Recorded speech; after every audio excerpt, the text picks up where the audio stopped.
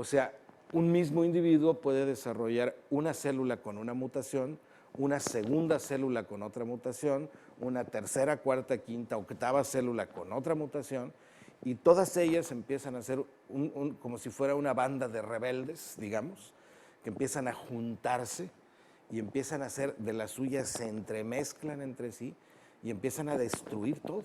Pero todo se originó a raíz de la primera célula loca. Todo se originó a raíz de una primera célula Y loca. toda su descendencia Y vive en la locura, ¿no? Y todos viven la locura. ¿Qué pasa cuando uno de estos tumores se dice que hace metástasis y si se originó en el estómago, ahora lo podemos ver en otro órgano como el hígado?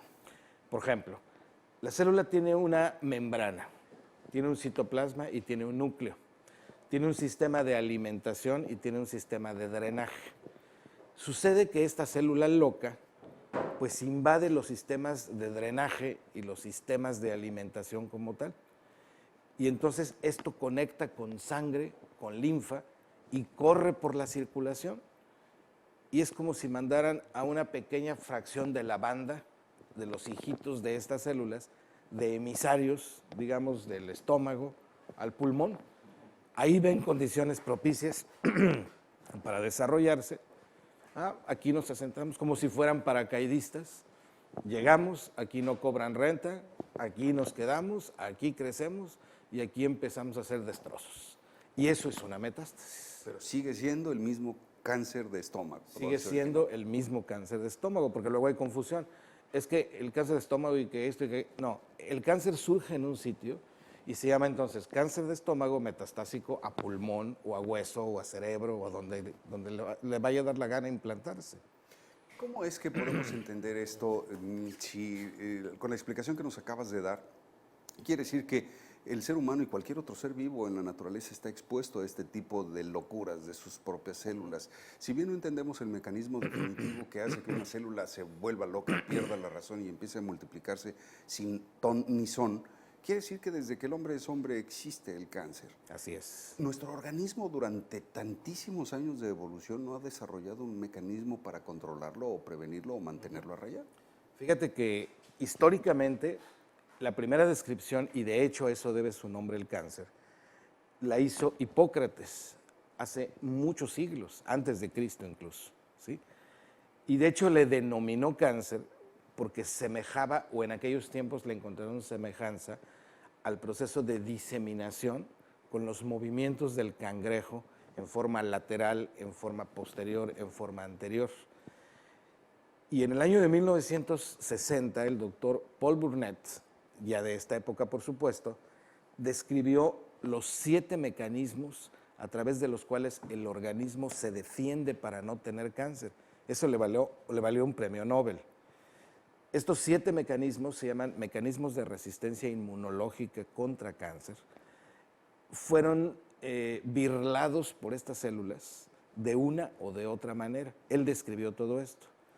En este año 2016 sabemos que no hay 7 mecanismos, que hay más de 200 maneras diferentes de que los tumores birlan los sistemas de defensa del organismo y que el organismo tiene un sistema específicamente diseñado para ello, porque todos y cada uno de los seres humanos, todos nosotros, todos los días de nuestra vida, cada mañana, cada tarde, cada noche, estamos generando cáncer.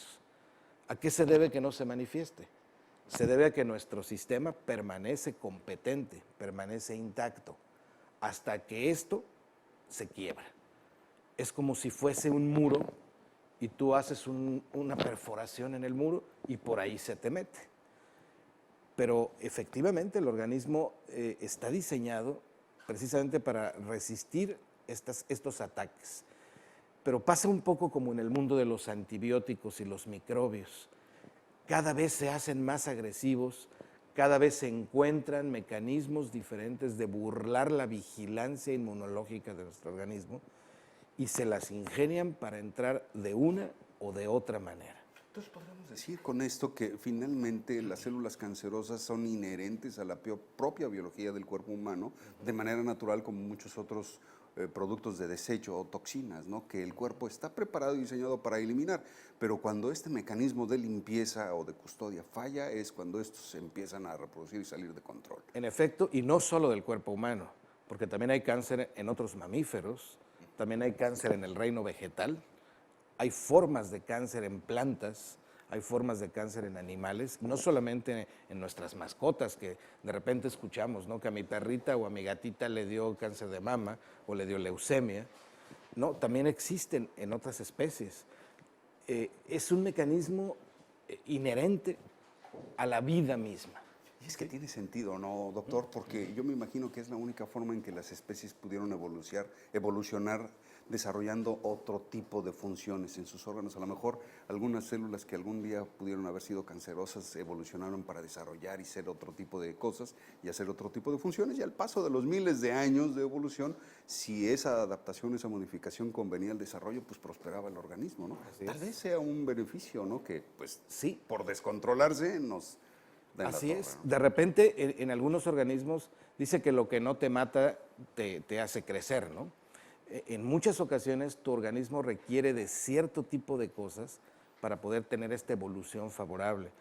Si hacemos caso a Carlos Darwin y nos acordamos del proceso de evolución, La selección de sí, las especies. de la selección de las especies, nosotros venimos de un proceso evolutivo, cronológico, histórico. Y esto es parte de este proceso evolutivo. Qué interesante, Doc. Pues mira, como siempre, un placer platicar contigo y la charla en el tema, pues no nos alcanzarían 2 o 3 programas para empezar a establecer las bases para comprender mejor el cáncer. Pero ya que estamos en esto, ¿qué te parece si nos acompañas en una próxima ocasión para Mucho continuar con la gusto. charla y después abordar los diferentes tipos de cáncer que más nos aquejan, qué hacer, cómo prevenirnos? ¿Cómo fortalecer nuestro sistema inmunológico? Que si es ahí donde está la clave o no, eso nos lo dirá usted, ¿de acuerdo? Doc, nos da sus números de contacto por lo pronto, si eres tan amable. Por supuesto, en Proncavia sé que es nuestra asociación, tenemos un website que es www.proncavi.org. Estamos en Facebook y también nos pueden contactar al teléfono 687-4820, 687-4820. Ahí tenemos nuestro espacio. Somos una asociación básicamente trabajamos en la prevención y en el diagnóstico precoz de enfermedades para hacerlas curables y no tener el grave problema de salud que tenemos en México. Perfecto, Doc. Muchísimas gracias. Doctor Homero Fuentes aquí con nosotros en Como Cada Mañana. Te esperamos la próxima ocasión. Gracias. Vamos contigo, Xochitl, ¿qué nos tienes?